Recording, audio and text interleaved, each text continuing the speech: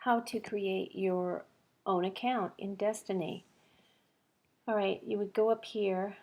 I can get you started and then we'll just do it together. So to create the account, you click here and you would put in your last name as designated. And here you're going to put P space and your ID number. And then click next. So then I'll have to show you what to do after this, but we will need this piece of information in order to do it.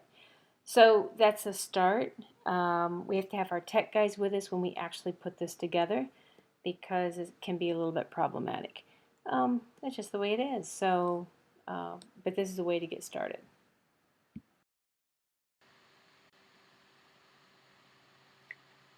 How to create a list of books that you can send to the librarian or library personnel to pull for you. So technically what we're using here is called the resource list. Now if you open up the resource list before logging in, you'll see this public list. This is for everybody can see this. But this is not what we want. We want you to be able to create your own list. So you need to log in.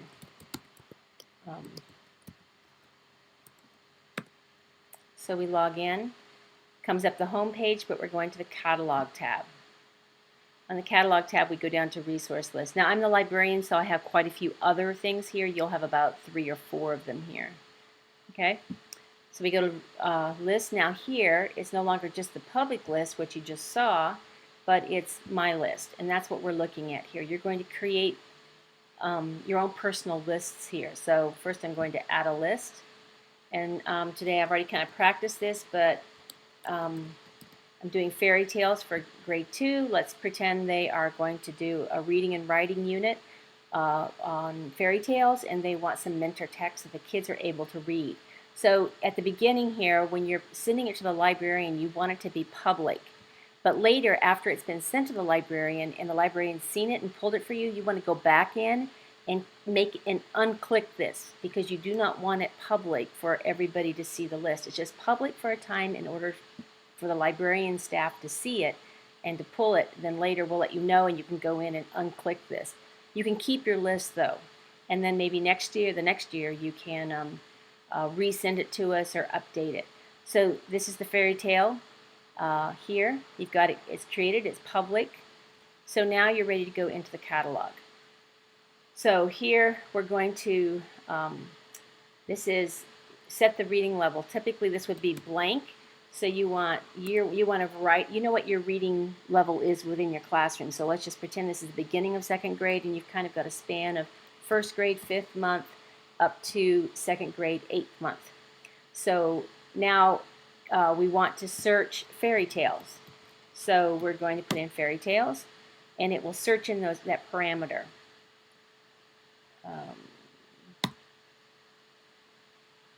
Hit keyword. So here you've got, up here you have fairy tales. This is my lists only. See, those are all my other lists here. But the newest one I've made will just come up there and it will stay there. So then I look at the title here, I look at reading grade level, say great, Cinderella, add to this list. So I click on there. I look at the next one. I know this book and this wouldn't work very well. Here's a little higher level one, Before the Fall. It's got, what's her face on here? I can't think of her name, but anyway, 2nd grade, 7th month. It's available. 1 of 1 is available, so I know I get that added to the list. I go down. I want things that are kind of familiar to the kids, so Gingerbread Man, add that to the list. The Gruff Brothers. Here's a fractured one, Kate and the Beanstalk. Here's another fractured, The Princess and the Frog. Want that one. It's also, this one's a little different. Cinderella again, 2nd grade 4th month. Let's see here. Jack and the Beanstalk, 1st grade 8th month, and so on.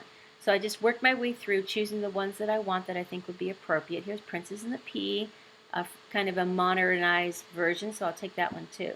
So I've got enough in here just to show you. So now what I do is I go back to resource lists. I put in as many as I want, and here it is here, and I say view. I want to look at this. So I open this up, and I go to options. Here I want to email this list. Now, because I'm doing this, I'm not exactly sure, but my email comes up. So uh, if you know my email, I'm dknovice at aisg, .org. So if you just, I know that's kind of not helpful particularly, but either you send it to yourself and then you forward it to me, that would work as well. So if your name comes up with your email, then just send it to yourself and then forward it to me. So you hit send.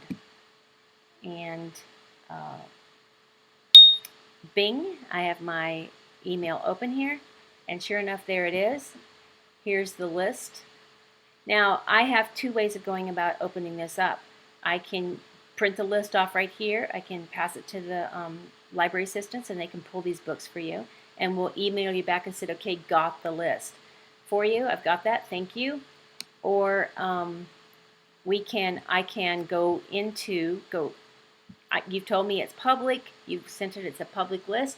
I can go in here and look at the resource list and go to the public list, and then there it is. Right here it is. I can see this.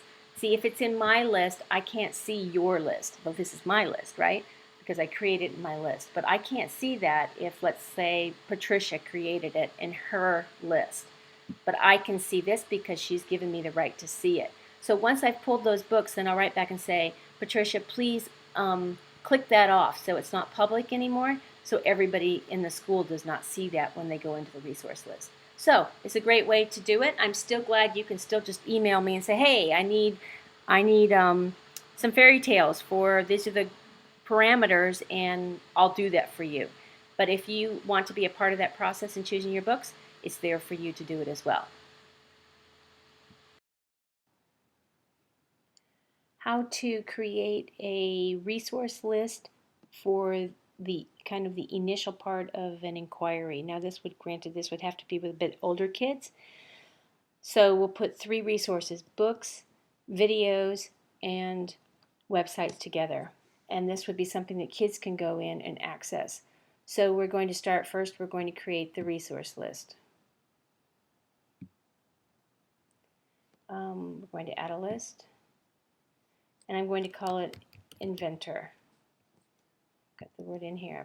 I'm going to make it public so the kids can go into that public site without really logging in. They can go in and get to this without, well, they're going to have to log in actually. So, okay, so my list and public lists, and you'll see inventors is down here. So we've got that in there, right? And it would be public if I clicked on public. So I'm going to start with the catalog with books.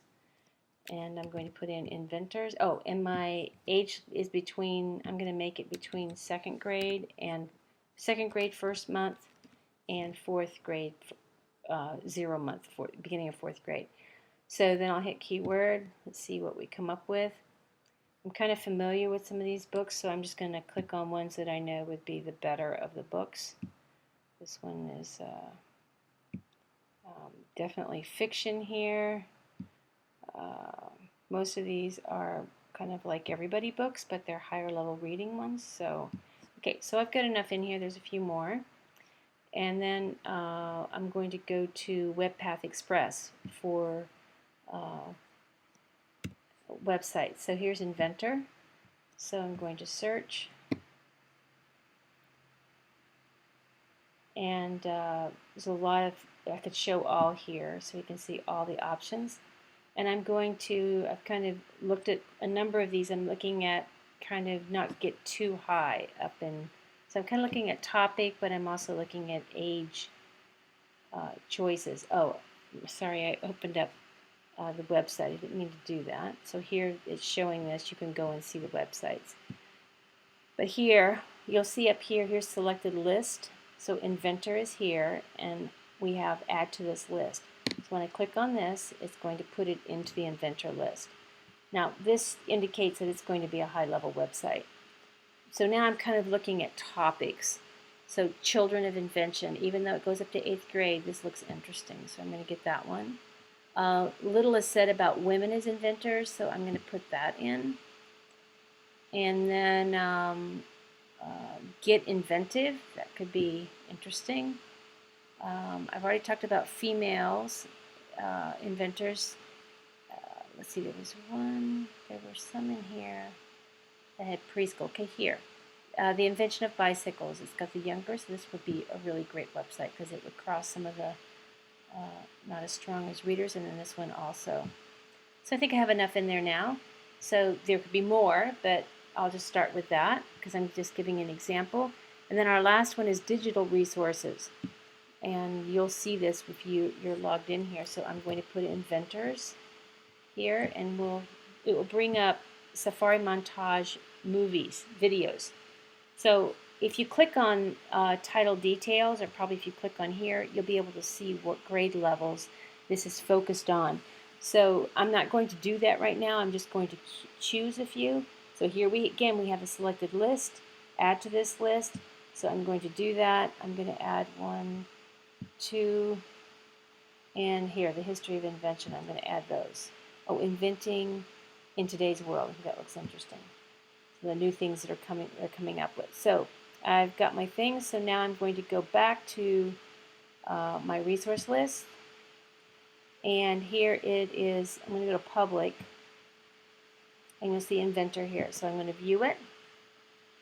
And we have here library materials, the books. We have the websites to work right off from. And then we have digital resources.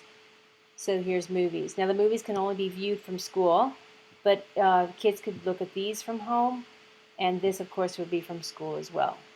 So this is a great place to compile resources, and you can have 3 groups of kids working, some down in the library, some on computers, or some watching videos, just to start that exploration, and can also be used for research as well. Hope you'll use this, and I'm glad to help.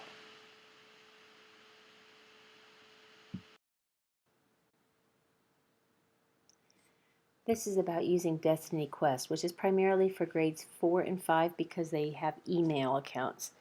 So you are logged in. You must be logged in to be able to participate in Destiny Quest. So it would come up home, you go to the catalog, and on the left side there will come up Destiny Quest, second one down here. So you're going to click on Destiny Quest, and this comes up.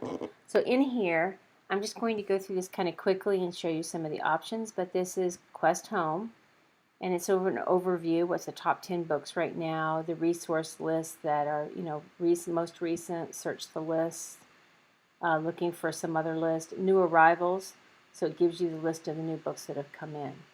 Then My Quest takes you to, this is my section, where people send me recommendations. So these are recommendations Tiffany has sent me. You can see what have I read, what am I now reading, and what do I want to read. And in my inbox, I have 4 comments from friends. This is my inbox. Who my friends are, all 4th grade students, all 5th grade students, and their teachers are friends to me. Over here again, we have what I have read, what I'm now reading, and what I want to read. So this is my Quest area. My info is about what I've got checked out. So what are my lists? We can see what my lists are, and my digital resource recommendations and such. All right. So then we have advanced search, which is the basic advanced search, visual search, log out, exit Destiny Quest, and then if you want to change your background, you can do that here. But I wanted to show you, okay, let me just look up a book, because this is where you can kind of see, we'll go just with Millions, see what they come up with. So this word Millions, this is the book Millions that I'm currently reading. So I'm going to open that up, and you can see here the information that's on this. What are the rewards? There are none for this title. Reviews. Now, if kids want to add reviews, I have a certain way of doing that. Try to tie it to the PYP profiles and concepts and attitudes. So if they want to add a review, they click on here, they star it, and then comment on their review. That review goes to me. They save it, it goes to me, I approve it or not approve it, depending. So here then, once they've read the book, okay, you can look here and say, okay, if you like this book, then you may like these books. So it's a nice little, you can recommend it to, if you click on recommend, then you can choose who you want, select all or clear all. So like I have 101, 100 something friends. So clear all, and I just want to choose a couple here of friends that I'm going to recommend this to, and so my comments I said, I really thought of you, blah, blah, blah, you know. So that would make it a little more personal than for, you know, that I'm thinking about different kids and what books they would like. And teachers can come in and participate in this also with their kids. Another thing that's kind of interesting here is, let's say you want to do, okay, are there any books that are in a series? So you could click on this and it would come up and show you which books are actually involved in a series. So these are all books that are part of a series. Then Fontes and Pinnell here. So Fontes and Pinnell comes up, you want to know any book in the, let's say, S, all S's. There are 2 books in the S level. Go up to T, still 2. Go down to R, still 2. U. Okay, these same books, we're going to find out what 2 books are in, these 2 books are in that reading level. And it shows on here when this comes up, this is an S. Without S with a Lexile. So I might say add this to a list, or I want to read it, so it would go on my want to read list. So it's kind of an interactive page. You can also use, you know, library titles, websites, and digital resources. So it's a great place for some interaction among the kids. It's the more adults are in there and interacting with the kids, they can also make a wish, like a wish list that they want me to order, make suggestions to me.